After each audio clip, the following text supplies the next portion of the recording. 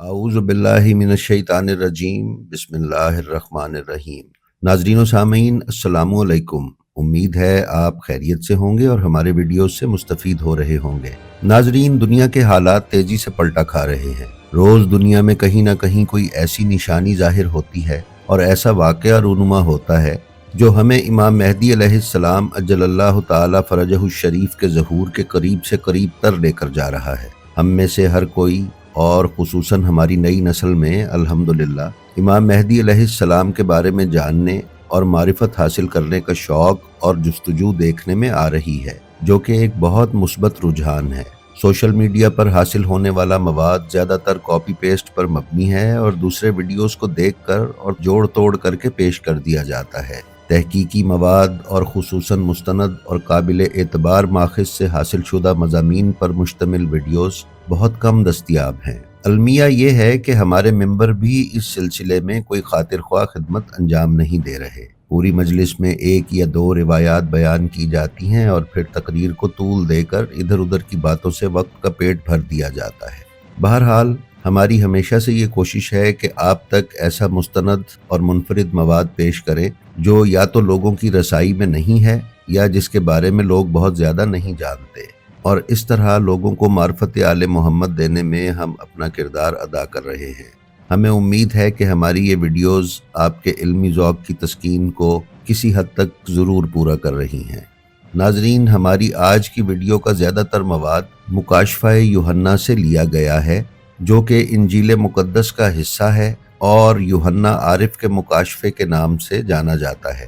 ناظرین، یوحنا کو انگریزی میں جان کہا جاتا ہے۔ حضرت عیسیٰ کے 12 حواری تھے۔ حواری کے لغوی معنی دوست، پیروکار یا صحابی کے ہیں۔ حضرت عیسیٰ کے ان 12 حواریوں میں سے ایک یوحنا عارف ہیں۔ علامہ باقر مجلسی علیہ الرحمہ تحریر فرماتے ہیں کہ حسن بن افضال نے امام رضا علیہ السلام سے عرض کی کہ حضور، حضرت عیسیٰ علیہ السلام کے اصحاب خاص کو حواری کیوں کہا جاتا ہے؟ تو حضرت نے ارشاد فرمایا، اے ابن افضال، لوگ ان کے بارے میں کہتے ہیں کہ یہ دھوبی تھے اور کپڑوں کو دھو کر میل و نجاست سے پاک کرتے تھے، اور حواری خبز حوار سے متشق اور ماخوذ ہے، جس کا مطلب ہے خالص سفید روٹی۔ لیکن ہم اہل بیت کہتے ہیں کہ ان کو حواری اس لیے کہتے ہیں کہ وہ خود کو اور دوسروں کو مواعظ اور نصیحت کے ذریعے سے گناہوں اور برے کاموں سے پاک کیا کرتے تھے۔ ناظرین، مکاشفہ کی کتاب یوحنا عارف سے منسوب ہے۔ عیسائی علماء کا خیال ہے کہ یہ یوحنا پہلی صدی عیسوی کی کلیسا کے ایک ممتاز رہبر سمجھے جاتے تھے۔ وہ اپنے مسیحی ایمان کی وجہ سے بپتمس کے جزیرے میں جلا وطنی کے دن گزار رہے تھے۔ وہیں انہوں نے خوابوں میں جو کچھ دیکھا وہ اپنی مکاشفہ کی کتاب میں خفیہ اشاروں کی زبان میں درج کیا۔ اپنے کلام میں استعارے اور خفیہ مطالب و اشارے استعمال کرنے کی وجہ سے عیسائی علماء کہتے ہیں کہ مکاشفہ یوحنا کے بعض مطالب کو سمجھنا بے حد دشوار ہے۔ اسی لیے اس کتاب کی بہت سی عیسائی تفسیریں لکھی گئی ہیں۔ یہ کتاب 90 سے 96 عیسوی کے دوران یونانی زبان میں لکھی گئی تھی۔ اس کتاب میں آخری وقت میں حضرت عیسیٰ علیہ السلام کے دوبارہ دنیا میں نزول کے وقت کے حالات بیان کیے گئے ہیں۔ عیسائی علماء اور ان کے نظریات سے ہٹ کر اگر یوحنا عارف کا مکاشفہ اخبار و روایات آل محمد علیہ السلام کی روشنی میں پڑھا جائے تو اس میں جناب قائم آل محمد علیہ السلام عجل اللہ تعالی فرجہ الشریف کے ظہور کی علامات اور قائم آل محمد علیہ السلام کا تعارف اور ان کا جلال و ہیبت اور خدا مخالف قوتوں کی تباہی کی تصویر نظر آئے گی۔ ہم اپنی آج کی اس ویڈیو میں جناب یوحنا کی ایسی پیش گوئیوں کو آپ کی خدمت میں پیش کریں گے جو روایات آل محمد سے بے حد مماثلت رکھتی ہیں، اور ساتھ ہی ساتھ مختصراً یوحنا کے مکاشفہ کی آیات و روایات کو مختصراً ڈی کوڈ بھی کرتے رہیں گے۔ تو چلیے چلتے ہیں اپنے آج کے ویڈیو پر۔ ناظرین، یوحنا عارف کے مکاشفے پر جانے سے پہلے ہم آپ کے روحانی لطف کے لیے انجیل کے عہد نامہ قدیم کی کتاب پیدائش کے باب نمبر 3 کی 15ویں آیت پیش کرنے کی سعادت حاصل کر رہے ہیں، جس میں بیان کیا گیا ہے، اس نے پیشتر ہی اپنے پاک کلام میں ظاہر کر دیا کہ خدا اور انسان کے دشمن کے سر کو کچلنے کے لیے ایک شخص عورت کی نسل سے آئے گا۔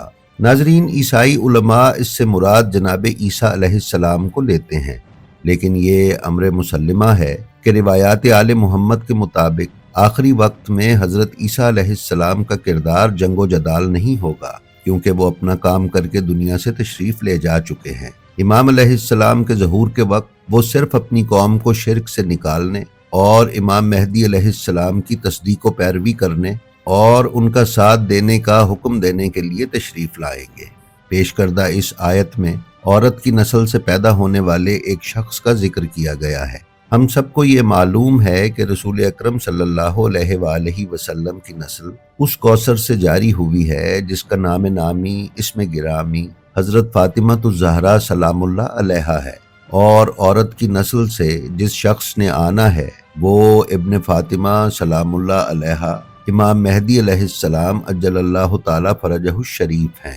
ناظرین، کتاب یوم آخرت کے واقعات events of the and time میں ریورنڈ جہانگیر سلیم نے صفحہ نمبر 6 پر بیان کیا ہے کہ پھر ہم یوحنا عارف کے مکاشفے کی کتاب میں لکھا ہوا دیکھتے ہیں کہ اس کے بعد میں نے زمین کے چاروں کونوں پر 4 فرشتے کھڑے دیکھے۔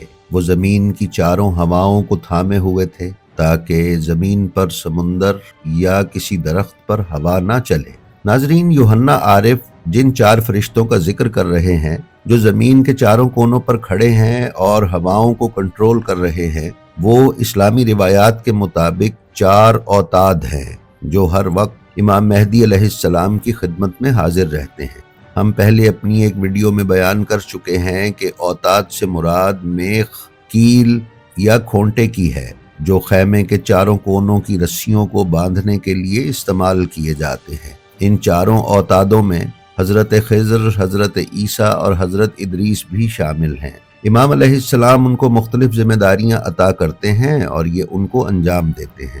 اس موضوع پر مزید تفصیل حاصل کرنے کے لیے آپ ہماری ویڈیو امام مہدی کے خفیہ رجال الغیب دیکھ کر استفادہ حاصل کر سکتے ہیں۔